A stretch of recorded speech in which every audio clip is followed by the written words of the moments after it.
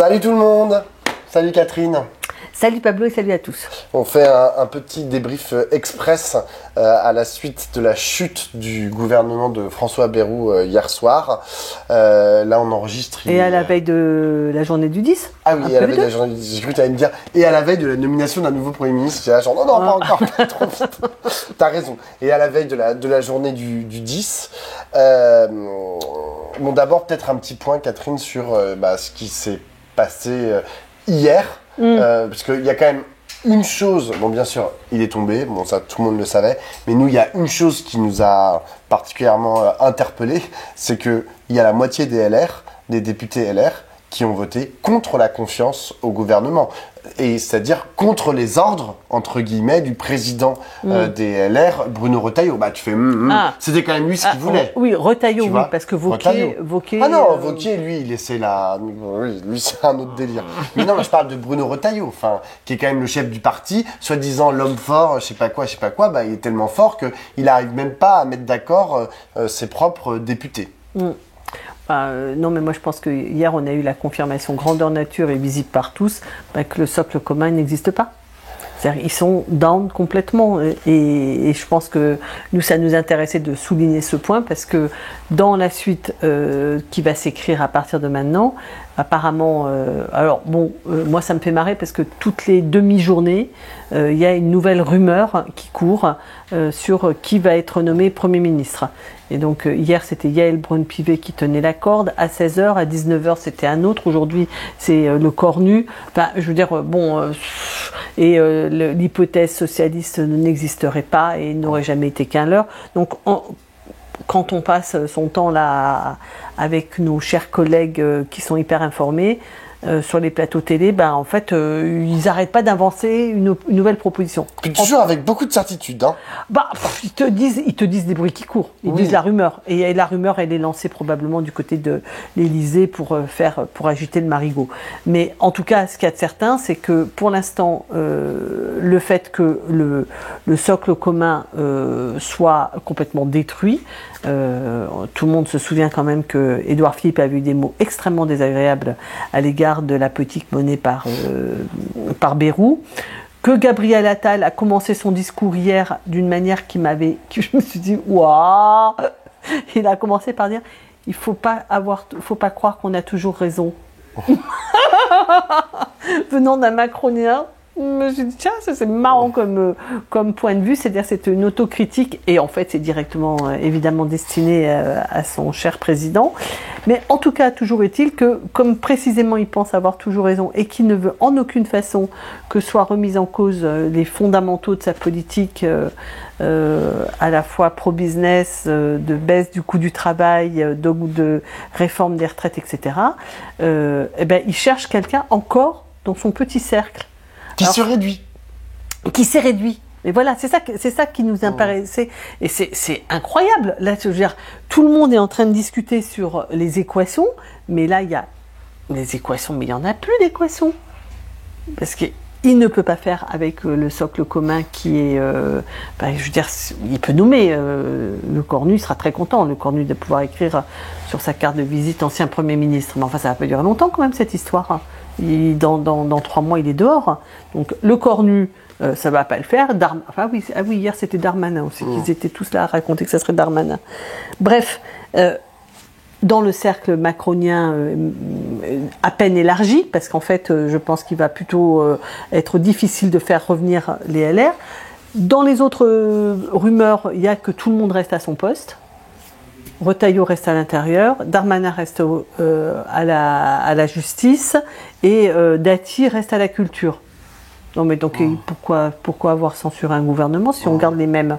Et la seule question serait de savoir si le Cornu passe des armées à Matignon. Voilà, ce serait ça la seule question. Donc bon, ça c'est premièrement, ils se foutent de nous quoi. Deuxièmement, ils racontent partout que le Parti socialiste pourrait faire partie d'une réflexion sur enfin, nous deviendrions matures, une démocratie mature, raisonnable, qui va faire des compromis et une grande coalition. C'est ça la nouvelle qu'ils n'arrêtent pas de seriner partout. à partir de la proposition de Gabriel Attal, de nommer un médiateur qui mettrait tout le monde d'accord pour trouver enfin les bons équilibres. À toi. Bah non, mais je veux dire... Tout ça est ridicule. Non mais en fait, je trouve que c'est de la petite fiction, c'est de la petite fiction, comme tu le dis très bien, qui est entretenue en fait par des responsables de forces politiques, comme Gabriel Attal. Enfin, imaginez que parce qu'on va prendre un médiateur ou un psychologue de groupe, tu vois, enfin, que c'est juste ça, voilà, tu prends un psychologue de groupe, et puis genre à la fin, on va réussir à tous se mettre d'accord, c'est une thérapie collective, je sais pas quoi, non mais n'importe quoi en fait. Enfin, genre, comme tu l'as très bien dit tout à l'heure sur France Info, enfin, on est un pays politique, on fait de la politique, tu vois, on essaye pas de résoudre des petits trucs, et c'est pas parce que machin aime pas truc muche que ça marche pas. C'est pas pour ça en fait que ça marche pas. Et c'est ça pas 3 milliards ici ou là qui vont changer la face du monde. Exactement. C'est quelque chose qui est beaucoup plus profond. Donc, et alors le truc c'est qu'il y a quand même des propositions qui sont faites. Enfin, je veux dire que ça soit du côté de l'extrême droite ou de la gauche, il y a des propositions qui sont portées. Lorsque Marine Le Pen ou Jordan Bardella ils disent nous on voudrait des nouvelles élections parce que s'il y a des nouvelles élections, ça nous permettra de les remporter et ensuite de porter notre projet de sécurité, de xénophobie, etc. Bon c'est une proposition politique, en plus et c'est terrible à dire, est crédible. Enfin, je veux dire, on peut imaginer en fait qu'ils arrivent au pouvoir vu ce dont ils sont crédités aujourd'hui dans les instituts de sondage et dans les études d'opinion.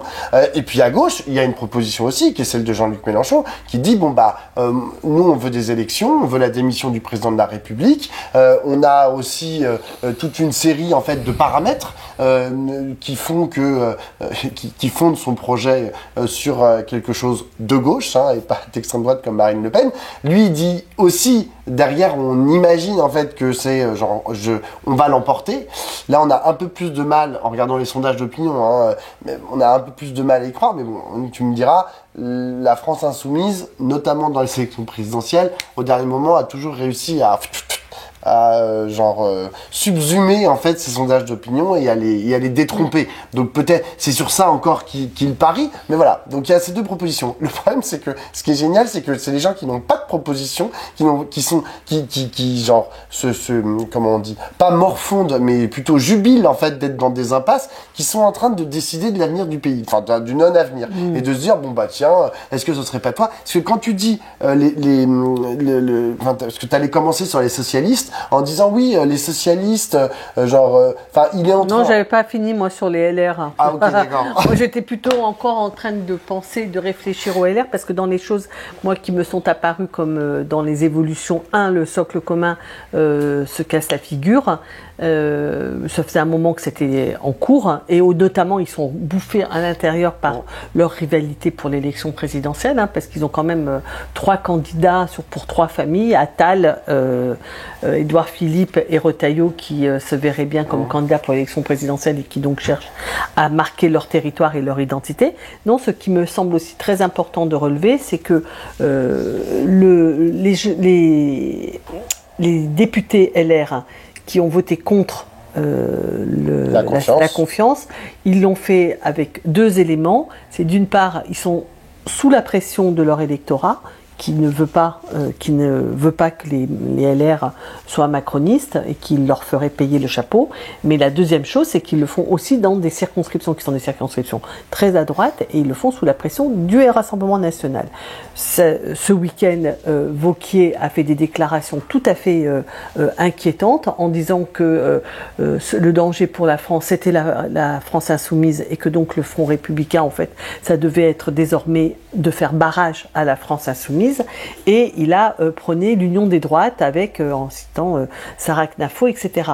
Donc c'est-à-dire qu'en fait on a vraiment, ça se met dans une dynamique qui a été largement validée et appuyée par Nicolas Sarkozy, qui garde une certaine influence dans sa famille politique, quand il avait reçu Bardella et Chenu, puis Chenu dans son bureau.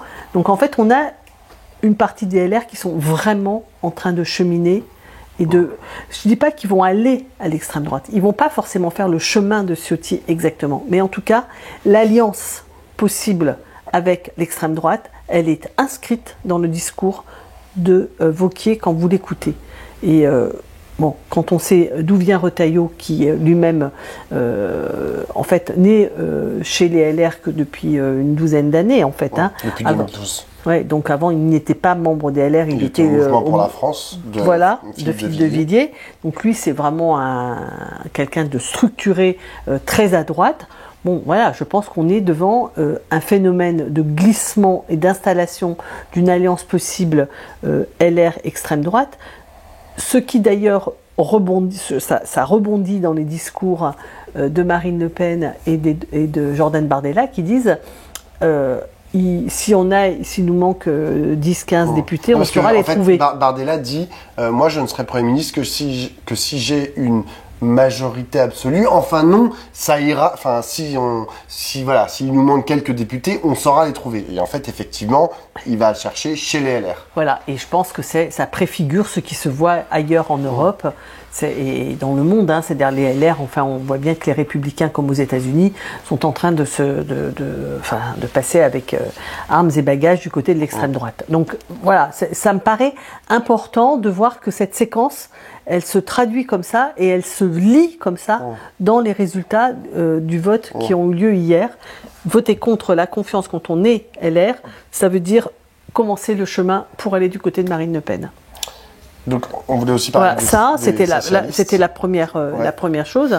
Et puis la deuxième chose qui nous a intrigués, c'est la certaine confusion du discours du Parti socialiste. Au moment de Non, mais c'est vrai, au moment de leur université d'été, ils sont arrivés avec un programme dont tout n'était vraiment pas formidable. Hein.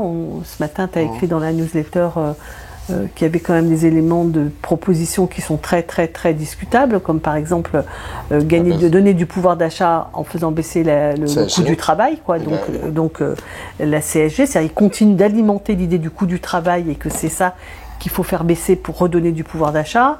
Faire baisser l'État obèse en remettant en cause des agences, etc. Donc il y a quand même quelque chose dans le Parti socialiste qui est vraiment pas brillant. Mais jusqu'à présent, le discours d'Olivier Faure, c'était nous on veut gouverner avec un gouvernement qui sera de gauche, 100% de gauche, pas avec la France insoumise, mais 100% de gauche, donc l'après, les écolos et les communistes. Et on va négocier que les macronistes nous laissent faire, ou en tout cas, ce qu'on ne va pas négocier, c'est ils ne proposaient pas de négociation globale, ils disaient texte par texte, on ira et on verra qui est capable, par exemple, de s'opposer à la taxe Zuckman. Donc il y avait quelque chose qui était pas totalement satisfaisant, qui restait encore socialiste, tels que sont les socialistes, c'est-à-dire des gens qui ont gouverné il n'y a pas si longtemps et qui ne sont pas revenus sur leurs pratiques et leurs théories politiques de façon claire et approfondie. Donc, mais ça restait, mais là, depuis 2 jours, mais c'est n'importe quoi. Mais n'importe quoi, c'est-à-dire il recommence. Hier soir, pareil sur France Info, il y avait le porte-parole du Parti Socialiste qui a justifié... Comment ? Romain Eskenazi, qui justifiait la non-censure de Bayrou au mois de janvier l'année dernière parce qu'ils avaient négocié 2 pages de mesures positives. Non mais, ça veut dire qu'ils continuent de te trouver qu'ils ne se sont pas fait enfler l'année dernière, quoi. Enfin, c'est incroyable, c'est quoi. C'est poids, puis 2 pages. En caractère 10. Tout petit. Ça t'a frappé, mais moi c'est surtout que il y a un caractère ridicule, mais 2, il y a le fait que donc en fait ils ne reviennent même pas, ils ne disent même pas que Bayrou les a trahis, mais les a trahis. Je veux dire, ce n'est pas déshonorant pour les socialistes que de dire ça. Non, il faut qu'ils continuent. Et pourquoi ? Parce qu'en fait ils sont préoccupés par leur unité interne et qu'à l'intérieur du PS, il y en a un certain nombre qui doivent continuer de penser que c'était une bonne idée de faire ça.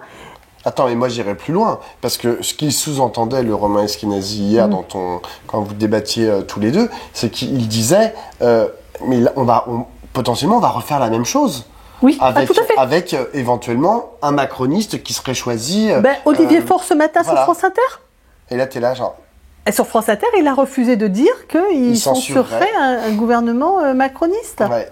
Et là, t'es là, genre, waouh, mais ça fait 2 fois là. Ben oui, c'est ça, c'est que une chose est que François Bayrou, qui avait son passé, son autorité morale, qui entre parenthèses a bien décliné, parce que franchement, mon papa m'a toujours dit de se me méfier des démocrates chrétiens. Ben, je pense qu'il a bien raison, quoi, parce que quand même cette espèce de sale bonhomme, il a quand même signé des décrets pour remettre en cause en partie l'AME, pour augmenter le reste à charge pour les tickets pour les malades.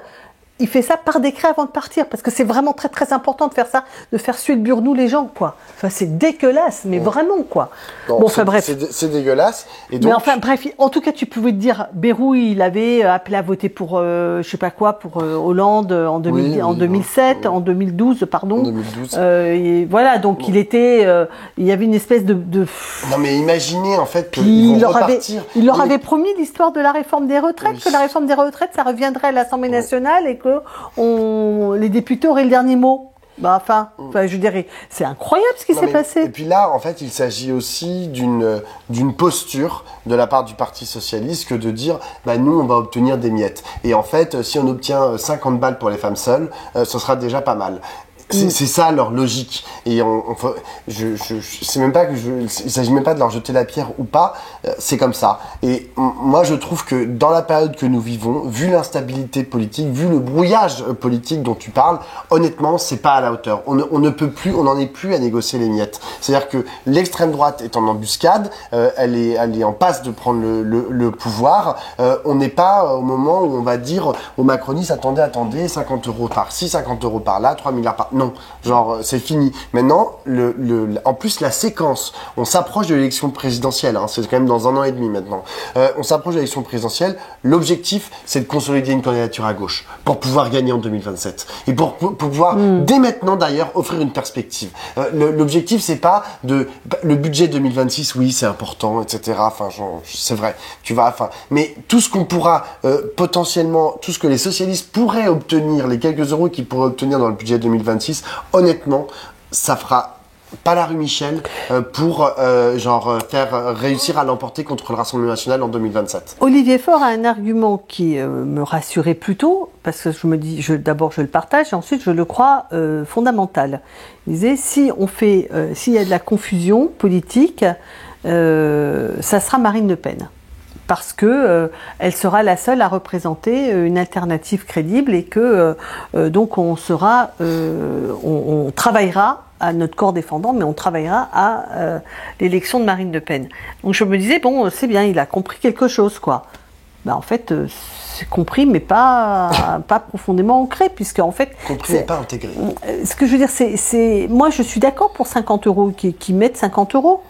Je trouve ça tout à fait bien. Moi aussi. Mais moi, je peux pas leur jeter la pierre, en fait, de se battre pour les salaires des femmes seules. Eh ben, on fait des propositions à l'Assemblée, on essaye de mettre le pays, de prendre le pays à témoin. Je veux dire, ça n'impose pas de se taire, le fait de ne pas avoir négocié avec le gouvernement. Mais je veux dire, c'est vraiment ouvrir la porte, en effet, à une gauche totalement décevante et accréditer l'idée que Marine Le Pen développe, c'est nous sommes les seuls à proposer une solution réellement différente. Alors, elle le fait en mettant la LFI dans le sac de la gauche, d'une part, en disant ce qui n'est pas vrai, que LFI a fait élire Emmanuel Macron, ça, ce n'est pas vrai. C'est vrai. Ils n'ont pas appelé à voter pour Emmanuel Macron. J'étais pas d'accord avec. Donc, je peux d'autant plus le dire que moi, je pense que il n'y avait pas à hésiter qu'il fallait voter contre Marine Le Pen. Et je continue de penser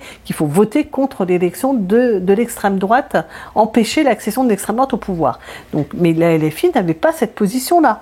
Donc, il les crédite de quelque chose qui n'est pas vrai. Ils les mettent dans le marigot de la gauche, comme elle dit, et elle fait comme si LFI avait gouverné. Non, quoi.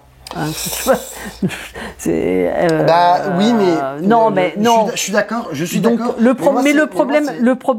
problème véritablement, c'est que Jean-Luc Mélenchon et la France Insoumise, je pense qu'ils ont un discours qui est à la hauteur de ce qui travaille le pays, c'est-à-dire des gens qui, là, dans le Monde de soir, il y a un grand reportage sur les jeunes qui qui n'arrivent plus à gagner leur vie, et cette inquiétude sur l'avenir du pays, l'avenir de la jeunesse, l'avenir écologique, l'avenir de l'industrie, de l'emploi, enfin, de nos forces, etc. Il y a une grosse inquiétude. Et hier, Mathilde Panot, elle a fait un discours où elle parle de ça. Et elle a fait un discours où elle n'a pas parlé de la dette, elle n'a pas parlé comme Boris Vallaud de ses petites salades de milliards, elle s'est mise à ce niveau-là. Le seul problème, c'est qu'elle ne représente pas une solution. La France insoumise, politiquement, seule, et j'entends bien, ceux qui écoutent vont bien comprendre, on peut trouver fort sympathique Olivier Besancenot, on peut trouver fort sympathique Fabien Roussel, ni Besancenot, ni Fabien Roussel ne présente une solution. Eh bien, je suis désolée, mais aujourd'hui, la France insoumise seule, coupée de tout le monde, ne représente pas une solution, indépendamment de l'accord que l'on peut avoir avec leur discours. Une force politique, ce n'est pas juste un programme. C'est une articulation entre un programme, une dynamique et une capacité. Ben, c'est vrai, non? Non, vas-y, continue. Non, mais c'est avoir une capacité à rassembler et à rendre crédible une élection, par exemple présidentielle, comme c'est leur objectif. Ben, pour l'instant, ils ne le sont pas. Et ils ne sont pas crédibles individuellement, mais ils ne sont surtout pas crédibles, parce que comme ils passent leur temps à se disputer avec les autres, Jean-Luc Mélenchon recommence à prendre l'expression la gauche, comme ça, tu sais, avec G-O, accent circonflexe. Ben, je veux dire, voilà, il recommence à insulter la gauche. Non, mais stop, quoi. C'est qu'est-ce qu'il s'imagine? Qu'il va être élu tout seul et qu'il va sauver la France tout seul? Non, mais non, qu'est-ce qu'il s'imagine? En fait, il imagine qu'à un moment, il arrivera à incarner autre chose que la gauche. En fait, il est la gauche. En fait, c'est ça. Moi, c'est pour ça. Tout à l'heure, tu parlais de Marine Le Pen, qui parlait du Parti Socialiste, enfin, qui assimilait tout le monde à la gauche. Mais en fait, il y a beaucoup, enfin, genre, qu'ils le veuillent ou non, Jean-Luc Mélenchon, la France insoumise, bah, c'est la gauche. Et le Parti Socialiste, bah, c'est aussi la gauche. Et donc, quand ils commencent à faire des conneries, bah, ça fait du mal à toute la gauche. Et si demain, ils vont s'allier avec les macronistes pour faire je ne sais quoi, de possible ou d'inimaginable, et ben, ça fera du mal à la gauche. Parce que, genre, on se dira, ah, ben voilà, c'est ça la gauche. C'est ça, genre, voilà ce qu'ils font. Ils font n'importe quoi. Ils nous balancent des couteaux, enfin, c'est des couteaux dans le dos et ils nous abandonnent et ce sont des traîtres, etc. Et ils n'arrivent pas à mener leur politique jusqu'au bout parce que de toute façon, les marchés financiers, l'Union européenne, ou je ne sais quoi. Et Mélenchon, quand bien même ils passent leur temps à leur fracasser, alors pas tout le temps d'ailleurs, hein, enfin, parce que il y a des moments où la France insoumise est en alliance, hein, avec le Parti socialiste. Je pense au NFP, à la NUPES, il y a des moments de grande entente, tu vois. Et donc, il paiera le prix de ce que lui va appeler une forfaiture. Et il pense que, genre, en disant, ah, la gauche, c'est des traîtres, etc., il arrive à s'en éloigner. Non, il n'arrive pas à s'en éloigner, tu vois. Enfin, je pense malgré tout qu'il le sait. Bah oui, il sait très bien que la gauche a payé le prix de l'échec de François Hollande. Exactement. Il serait peut-être déjà élu si François Hollande n'avait pas fait un aussi mauvais quinquennat. Oui, non, il a fait un bon résultat, lui, à la suite du quinquennat de François Hollande. Mais le total des gauches, le total des gauches, je l'ai vu encore hier, c'est 26% de total des gauches en 2017 à la fin du. Alors dans les 26%, il y en a 19% pour Jean-Luc Mélenchon. Ouais. Mais ça a ratatiné la gauche. Bah, en fait. Évidemment. À chaque fois, ça la recroqueville un peu plus. À chaque bêtise des socialistes, ça se recroqueville. Chaque bêtise des insoumis, ça se recroqueville. Et l'élection présidentielle, parce que non, mais comme eux, ce qu'ils visent, c'est l'élection présidentielle. L'élection présidentielle, il faut rassembler un Français sur deux. Hein, c'est pas comme l'élection législative où par le jeu des circonscriptions, des désistements, non mais surtout des seuils pour pouvoir se maintenir, etc., fait que tu peux, avec 35% des voix, avoir une majorité de députés. À l'élection présidentielle, il faut avoir un Français sur deux. Bah, pour l'instant, Mélenchon n'est pas en mesure de rassembler un Français sur deux. Et donc, s'il continue de semer la discorde, alors les deux, hein, parce que les incertitudes des socialistes et les oukases de Mélenchon, bah non, quoi. On ne propose pas une réponse politique, mais il y en a une qui propose une réponse politique. Encore une fois, j'insiste. Marine Le Pen, et ce qui m'a frappé aussi dans son discours de dimanche, c'est qu'elle prend la question de la démocratie. Elle dit, il faut revenir, écouter le peuple, entendre ce que dit le peuple, et c'est nous qui allons retourner c'est pas simplement retourner aux urnes, mais c'est revivifier la démocratie. Elle prend le terrain de la démocratie et elle dit c'est moi, présidente de la République, qui remettrait le peuple au cœur et la vie démocratique qui va la revivifier. Elle s'est mise en situation d'être l'alternative, y compris à la colère qui va s'exprimer si la gauche n'est pas capable de le faire. En parlant de démocratie, un dernier mot peut-être sur le 10 septembre demain. Ouais. Bon, pour l'instant, on sait pas, on en est un peu au même point que vendredi dernier quand on a fait le débrief, tu vois. Enfin, on sait pas trop ce qui va se passer. Je sais pas, t'as quelque chose à en dire? Ce que je viens de dire, c'est que je pense qu'il y a beaucoup de colère et que je pense qu'il y aura du monde, ça va être très variable selon les territoires, mais qu'il y aura sur tout le territoire. Ce que moi j'en vois, ce que j'en entends, c'est que c'est relativement jeune, ceux qui le préparent sont jeunes.